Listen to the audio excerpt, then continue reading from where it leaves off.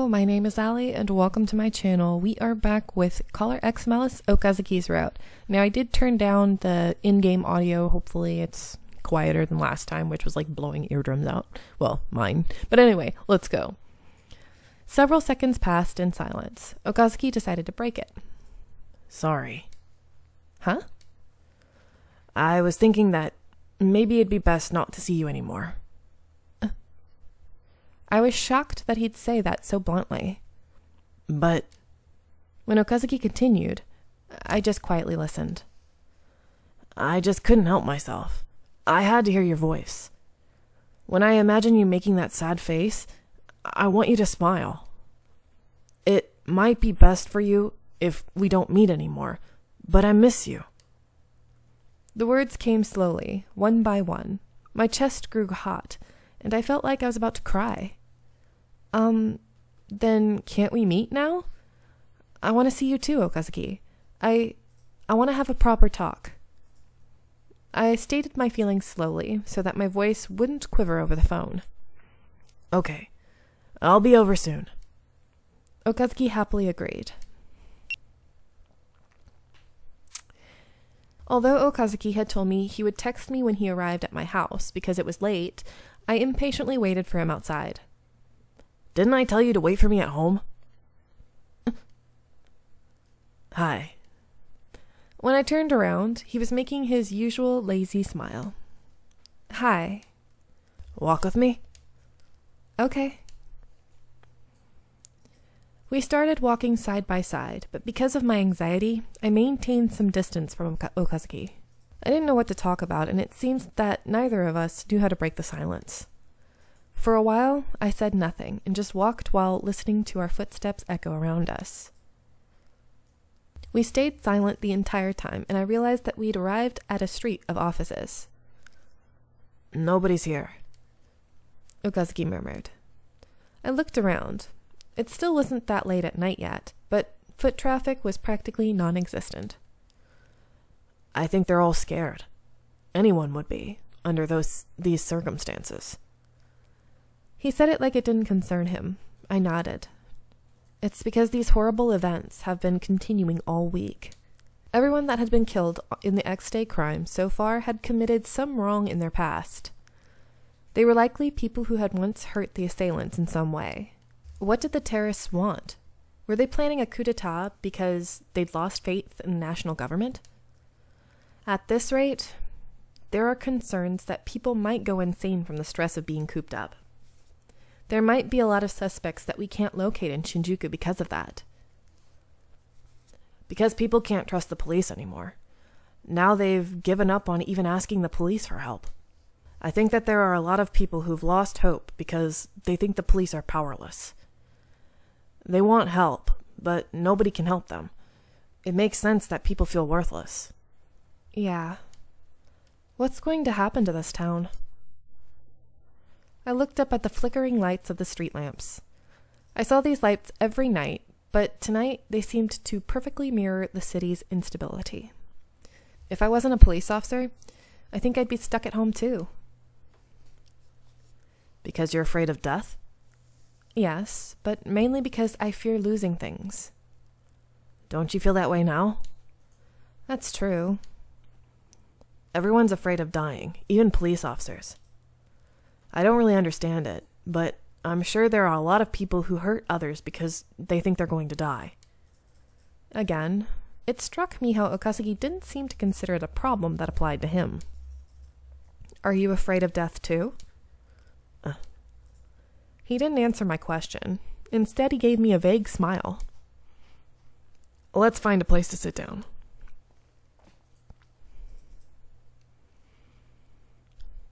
I spent time with Okazaki in this park before when I first met him.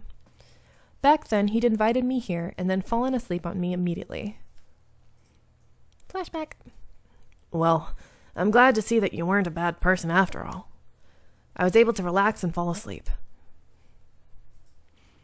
Since that point, Okazaki's been trying to trust me. I didn't want to betray that faith. I knew that smoothing things over with words wouldn't help much, but I wanted his trust. And I wanted us to interact like we used to, I'm just being selfish. It wasn't anything related to the caller. I just didn't want him to drift away from me. Okazaki, overcome by emotion, I tried to summon the nerve to speak. I don't suspect you. When I did, I was answered by a gentle voice. Eh? I think it's all true. That you're trying your best in not running away, even after Adonis threatened you.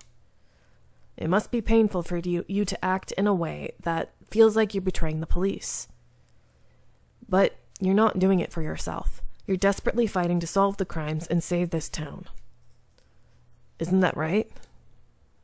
It is. How anticlimactic. If I said that, would he believe it? Would it hurt him? That was all I could think. You believe me?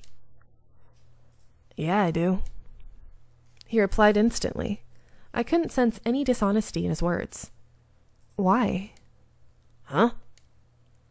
As a police officer, you shouldn't condone what I've done. If I were you, I'd be troubled. There's no good reason to trust me. Even if I had honestly been misled, my continued existence could be a threat to the police. So why... I know all that. Huh? You're a girl who can't lie. That's why I don't think you've been acting. Even if it was all a lie, it'd just mean that my instincts have gotten dull. But I'm pretty confident in those instincts. And they say that you're not a bad person. Even if you can't tell the police about it, you could be a critical clue to solving these crimes. That's how important your situation is. And you're important to the enemy too. There has to be a reason that they picked you. Put another way, your survival is pretty important to the nation. To the country? That much? And so, you see, I'm going to protect you. Huh? I made a dumb noise. I'd come here prepared to be disappointed, but I never expected this. Protect me? Why? You pointed a gun at me before. Doesn't that mean I'm considered an enemy of the police? I just know that you're worth protecting now. This was making less and less sense. I was a possible threat in the eyes of the police, so I could understand why he'd point a gun at me. But in the short time that I'd known Okazaki, I also knew that he hesitated to sacrifice me. And now, he was saying that he'd protect me. I didn't understand. You said that you wouldn't run, even if I had to point a gun at you, and even if I might have to shoot you. If you decide that I'm leading things astray, then I want you to shoot me without hesitation. I want to solve them and fix Shinjuku. I want to protect the people who live here. So, I'm not going to run away. If you didn't want people to know about the caller, you could have begged for mercy, and if you were scared, you could have run away. But you chose to do neither. You didn't even whine about the unfair position you've been placed in. You said you wouldn't run or give up, and that you wanted me to shoot you without hesitation if it came down to it. I've decided to trust you because you have the level of conviction. Okazaki. My words and actions had finally gotten through. My chest grew warm as I realized that. I hadn't been trying to make a grand gesture. I just didn't want to let Okazaki down. He finally heard me. Hey, remember when I said that I was looking for something? Huh? I blinked at the sudden change of topic. I thought back to the conversation when he told me that. Flashback. Well, I'm also looking for something. I thought that they might be able to help me. I think I'll find it soon. I just have a good feeling about it. Ever since I met you. You said that you thought you would find it soon, I think. Yeah, and now I have. Huh? You did? What were you looking for? You. What? Once again, I blurted out a confused noise. Okazaki's been looking for me? Whatever for? He had been smiling happily for a while now, but I couldn't shake the sense that we'd been having two different conversations. You're the ideal person I'd been looking for. I've been searching for that for ages. Flashback again. Someone special.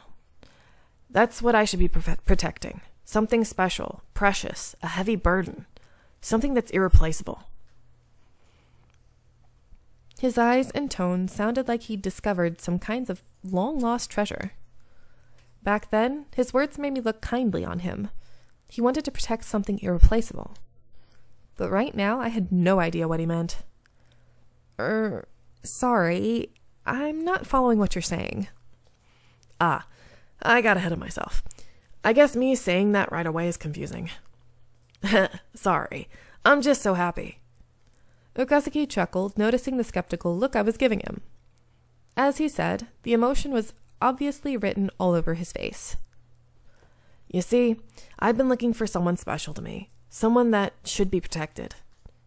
And you're saying that person is me? Yep. Okay, that just made me more confused. I was honestly happy that he'd said he'd protect me. I was happy that he trusted me. But Okazaki was someone to whom personal feelings came a distant second to being a police officer. If I was someone that he'd hold a gunpoint for, being a threat, then why was I special to him? When had I become that precious in his eyes? Come to mention it, I wanted to ask you this. Why did you become a police officer? I don't know if he noticed that I was brooding over his comments, but he just kept on going. Again, I felt that he was just dodging the subject. It's not that grand of a reason. When I was in school, I helped someone, and they were very grateful. I learned what being helpful actually meant. I just thought that it would be great to be someone who lived for other people. I see. That's wonderful. It's very like you. The direct praise embarrassed me. To hide my embarrassment, I asked him a question. How about you? Why did you join the police? My reason was simple too. When I was little, I got lost somewhere, and a cop from a police box helped me. It was no big deal, but in my eyes, that officer was a superhero. They were amazingly cool, and I looked up to them. So I wanted to be like them. That's all. I can't even remember their name or face. It was just a small event during my childhood. That's a surprise. That really was a simple story. Since he had such an uncompromising attitude towards his police work, I figured that he'd have a much more complex reason. And I joined the SP because it's a position that emphasizes protection, and I thought that was pretty cool. Plus, I'm athletic, so I figured it would be a good fit for me. It was an easy choice. That sounds like the way you'd make decisions. But once I actually joined the SP, I realized that it was my true calling. I risk my life to protect others. There's no other job like that.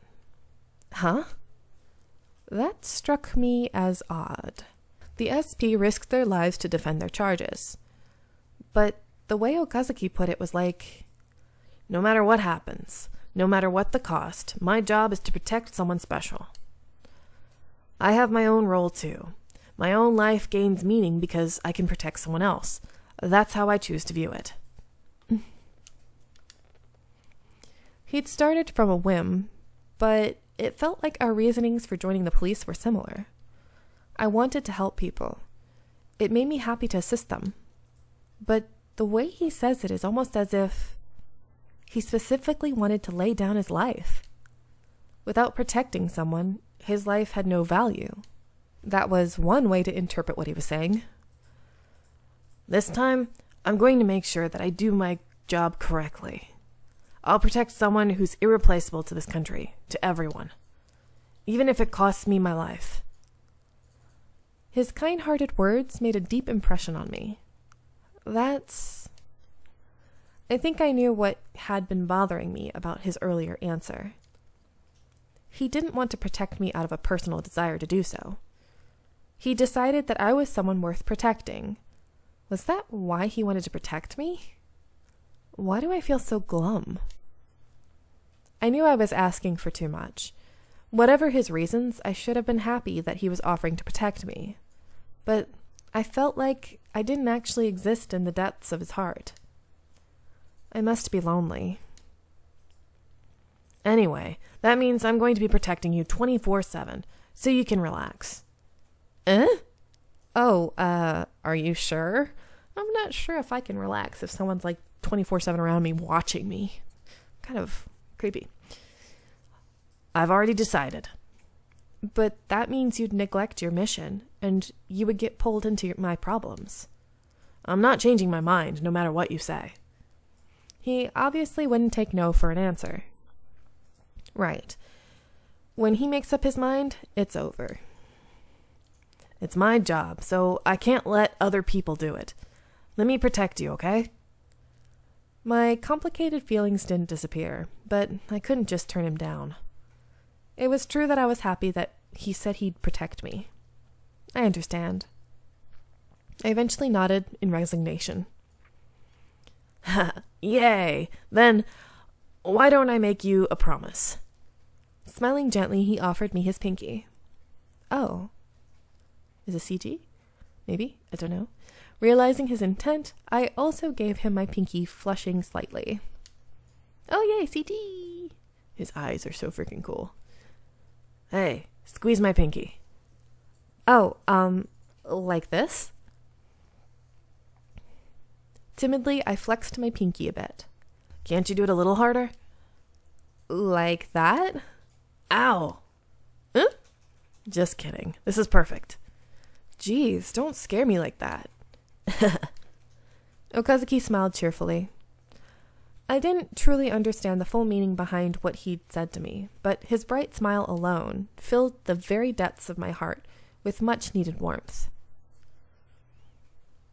I thought I was never going to find the person that I was seeking. I felt like giving up. He spoke much more gently now, still giving me the same smile. The police are important to me. They gave me a place to protect. I won't allow anyone to oppose them.